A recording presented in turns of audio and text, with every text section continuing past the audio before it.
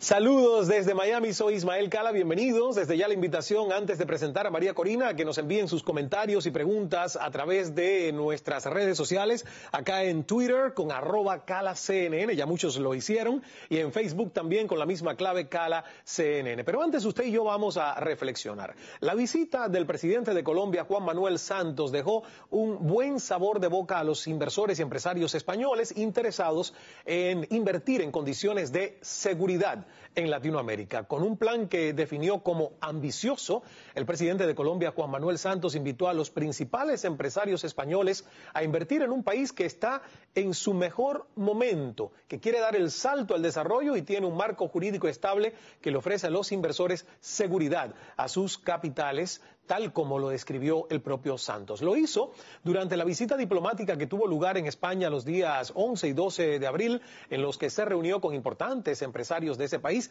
y la principal estrategia de Juan Manuel Santos fue utilizar la seguridad jurídica que ofrece Colombia a las inversiones extranjeras. Por eso abordó, diríamos, un tema tenso, las relaciones con su homólogo venezolano Hugo Chávez. Santos fue bastante enfático en afirmar que el marco macroeconómico de Colombia tiene diferencias con el de Venezuela frente a las políticas de expropiación de Chávez en Venezuela, que han afectado a importantes empresas españolas como la filial del Banco Santander y las amenazas al BBVA. Santos asegura que Colombia es un país predecible, con reglas jurídicas claras que no pondrán en peligro las inversiones extranjeras.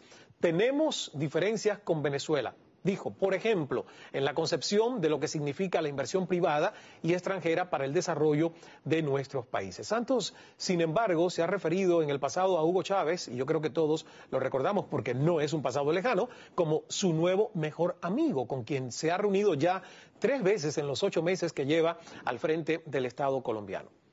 ¿Se puede ser el mejor amigo de alguien con quien reconoces tener estas diferencias? ¿Qué está queriendo decir Juan Manuel Santos a los empresarios españoles cuando dice, vengan a Colombia, que aquí sí hay seguridad jurídica? Y con estas interrogantes en mente, damos la bienvenida a nuestra invitada por toda esta hora, María Corina Machado. Muchísimas gracias. Placer.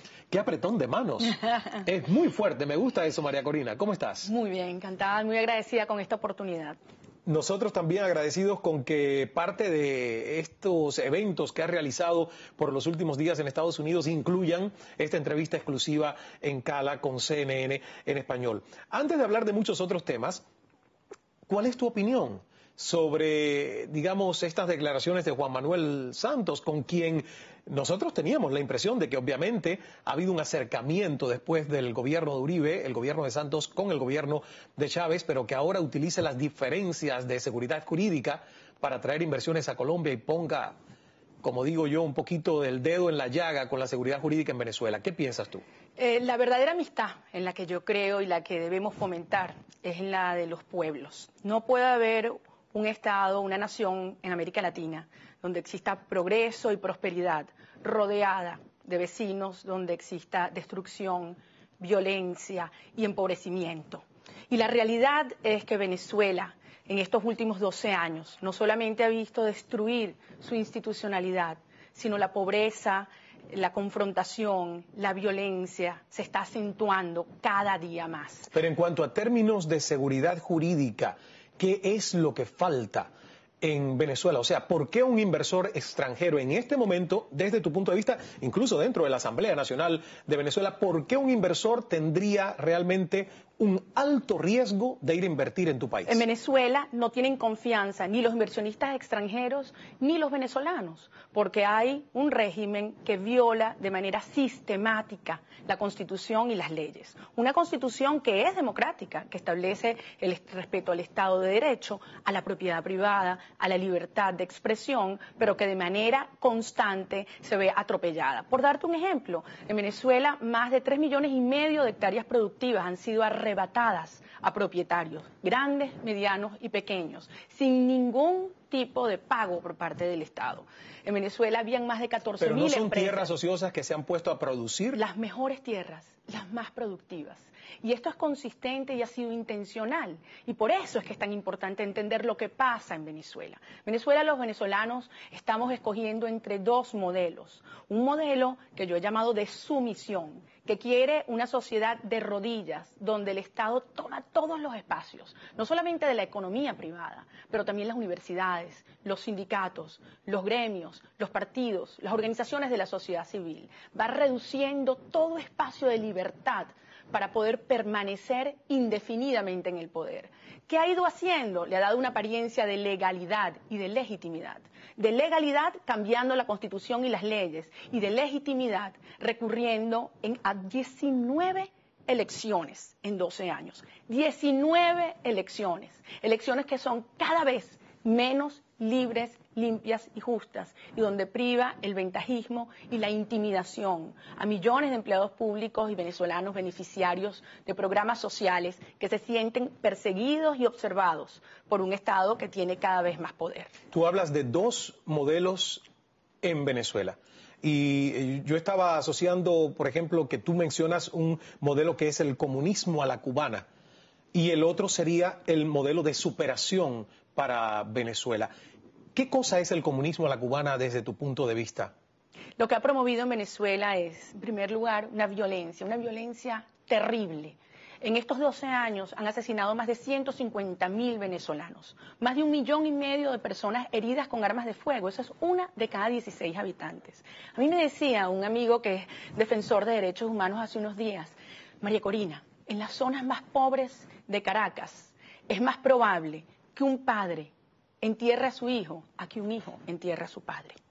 La criminalización de la pobreza, por una parte. En segundo lugar, la confrontación y la división. Promover la lucha, no solamente entre clases sociales, pero entre productores y consumidores, entre inquilinos y propietarios. Es decir, ir fragmentando y enfrentando la sociedad para tener más poder desde el Estado. Y, por supuesto, la erradicación de la iniciativa, de la propiedad, incluso de la libertad de expresión, porque estos regímenes que tratan de crear una fachada democrática para poder participar en foros y tratados internacionales, tienen un manejo muy particular de la libertad de expresión. Necesitan crear la ilusión de que hay libertad de expresión.